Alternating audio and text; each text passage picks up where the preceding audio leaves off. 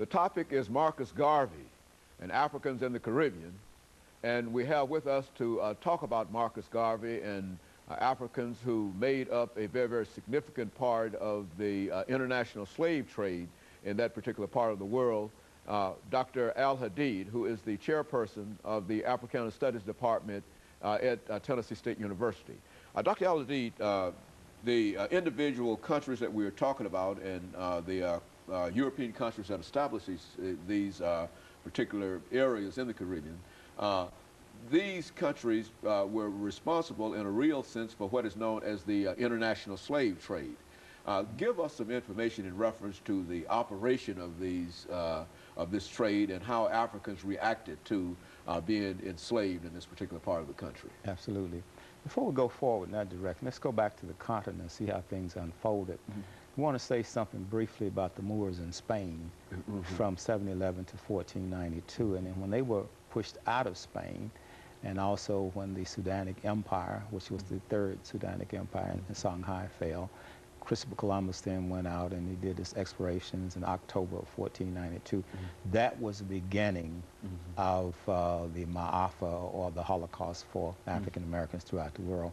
So all of these avaricious European powers, the Portuguese, the Spanish, the French, the British, the Germans, they started taking initiatives to go around the world, establish colonies, go into Africa and kidnap people, foment wars so that they could get prisoners of wars, and they brought them over here. So it created what is known as this period of primitive accumulation.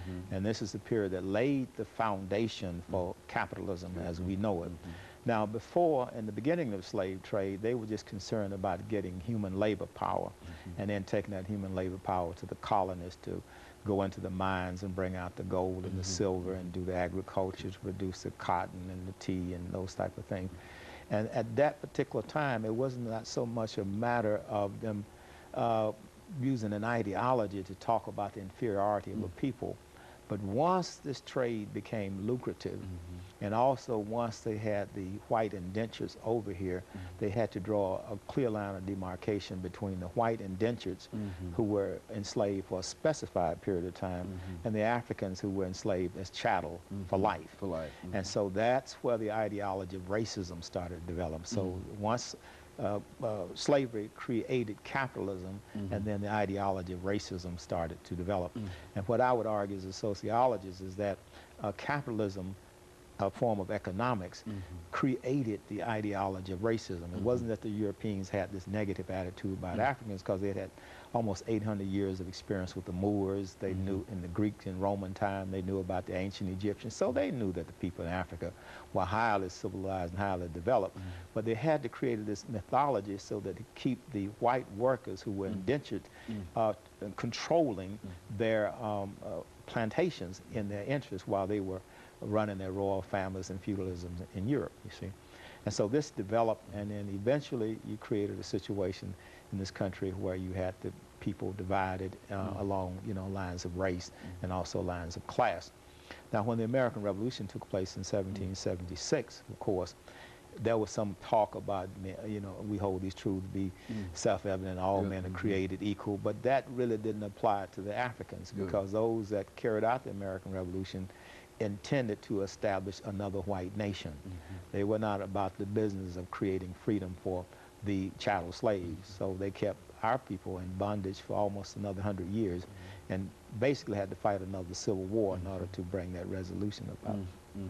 And so Marcus Garvey, when you think in terms of his career, exactly how would you introduce him into this particular mix of Africans in the Caribbean? I mean, what was distinctive about Garvey that might have separated him perhaps from a Toussaint Louverture or some of the other individuals who played significant roles in African-American history? Absolutely. Garvey, we'd have to start with the Berlin Conference of 1884-85. Now the scramble for African captives had ended. The Europeans have become entrenched in Africa. Now they're establishing colonies in Africa, establishing colonies in Angola, Nigeria, and so forth, and basically enslaving Africans on African soil. On the continent. On the continent itself. So by this time, Garvey is born August 17, 1887. And Jamaica is colonized, where he was born in St. Anne's, Jamaica. And so when we look at Garvey, I would see Garvey almost as the reincarnation of a Toussaint Louverture, because Toussaint Louverture, Dessalines, and Boukman carried out the Haitian Revolution in 1804.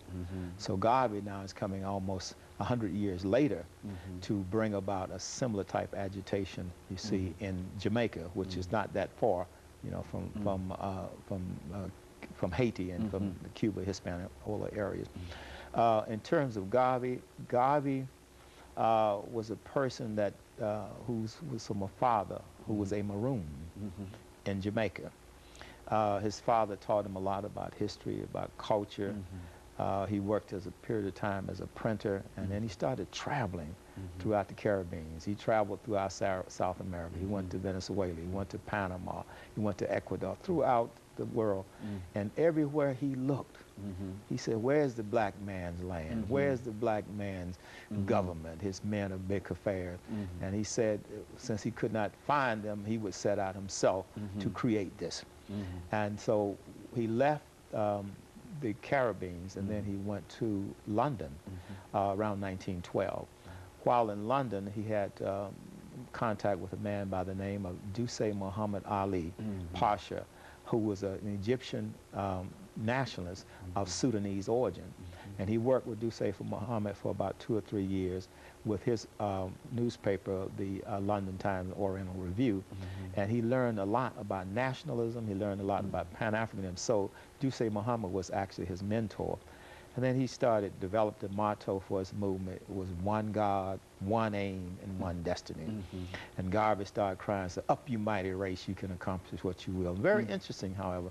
Garvey really got sparked from his experience with Dusay Muhammad, and also from reading Up from Slavery by Booker T. Washington. As a matter of fact, he tried several times to come to the United States to meet Booker T. Washington, because he felt that Booker T. Washington was the only black man in America who had good sense. He was the only one that had a good understanding how to bring about a solution, because Garvey was not interested in assimilation. He was not interested in integration. He was interested in self-determination. He was interested in nation building. And what he saw in the experiment in Tuskegee is that George Washington Carver and Booker T. Washington was actually laying a foundation for the infrastructure of building a nation. And that's why he was eager to meet Booker T. Washington. Unfortunately, when he got to this country in 1916, Booker T. Washington had passed in 1915. Very good. And of course, Dr. Al-Hadid, let's make preparations for this second commercial break, after which we'll come back and give you an opportunity to talk about Marcus Garvey and his influence in these particular areas. And we'll be back with you following this very, very short commercial break. The topic is